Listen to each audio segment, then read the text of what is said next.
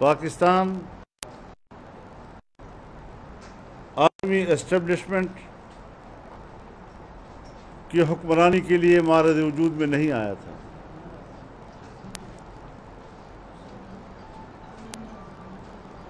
दुनिया में साजिशें होती हैं,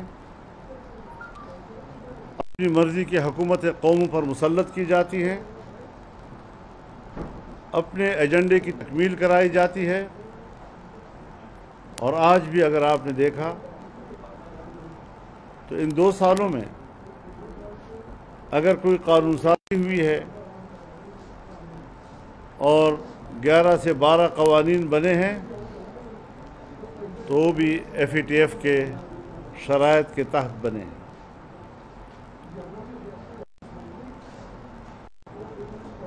पार्लियामेंट की जो बालादस्ती है और उसकी जो सावरेंटी है उसका भी ख्याल नहीं रखा जाता। बिल के ऊपर बाकायदा उसके अगराज़ व मकासद लिखे जाते हैं, उसका मौजू लिखा जाता है, जिसमें सराहत के साथ कहा जाता है कि FATF के शराइत पर कानून साज़ी हो रही है। अगर हमने पार्लियामेंट में किसी बाहर के इदारे के तहत सराहत के साथ ये लिखना है तो फिर इस पार्लियामेंट की बालादस्ती की नफ़ी खुद पार्लियामेंट कर रही है। तो हमारी दलील मजबूत है।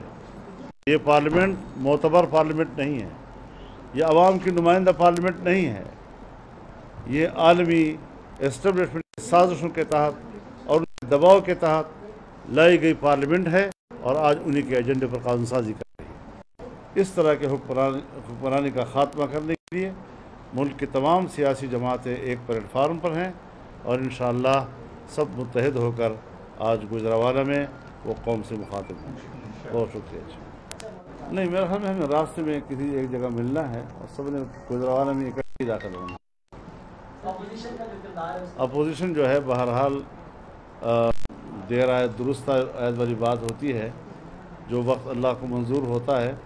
आज इस वक्त सारी अपोजिशन बहुत कमिटेड है और ये तअस्सुर बिल्कुल भी नहीं होना चाहिए कि कोई भी सियासी क़ुव्वत खुदा न करे वो किसी मुफाहमत के इंतज़ार में है या उससे किसी मुफाहमत का फ़ायदा उठाने के लिए सब कमिटेड हैं और भरपूर तौर पर इस मुल्क में आम आदमी के वोट को अवाम तक दोबारा उनकी अमानत पहुँचाने के लिए मुतहद।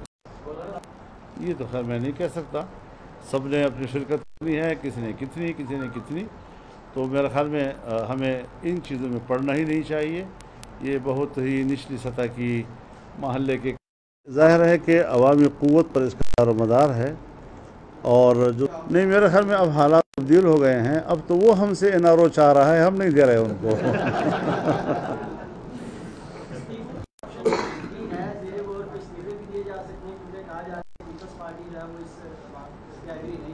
नहीं, मेरे ख्याल में हम सब पे इत्तेफाक है और जो एलामिया APC का जारी था उसमें जो इस्तीफ़ों का ऑप्शन है वो एक मुत्तफ़क़ा एलामिया का हिस्सा है।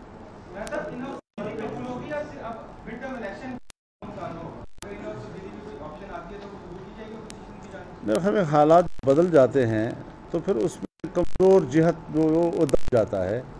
मेरे ख्याल इस वक्त जो सूरत हाल जा रही है वो इन हाउस तब्दीली के हवाले से अब सोचने की नहीं है। अब तो ओवरऑल पाकिस्तान में बाकायदा आम इंतखाबात होने चाहिए और आवाम को ये हक़ मिलना चाहिए कि वो अपना फ़ैसला ख़ुद करें और उन ज़ाब्तों के तहत करें कि जिसमें कोई धांधली का एहतमाल ना हो। PDM की सरप्राइज के हवाले से भी कुछ मालूमात थे।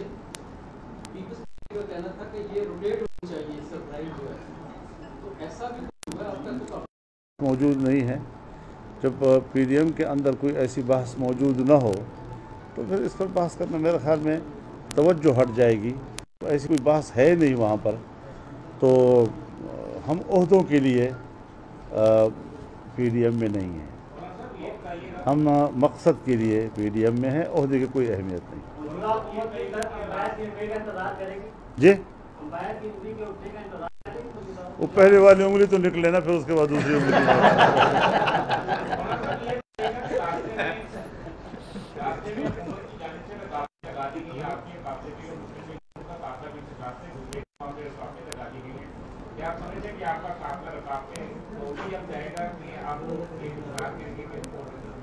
अभी रुकावटों से हमारा सामना नहीं हुआ, लेकिन आप मुतमईन रहे, इंशाल्लाह सामना होगा भी नहीं, हम जाएंगे।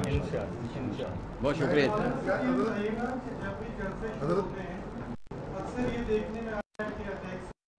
देखिए, जितना आप सियासी अमल को आगे बढ़ाएंगे, सियासी अमल को आप जितना ताकतवर बनाएंगे, उतने ही फ़िरक़ावारियत और ये चीज़ें जो है तहलील होती जाएंगी। तो अगर फ़िरक़ावारियत मुल्क में पैदा होती है तो उसी भी एक सियासी अमल ही उसको कंट्रोल कर सकता है। और इस तो ये सियासत ये जो है ये एक और इशू पैदा करना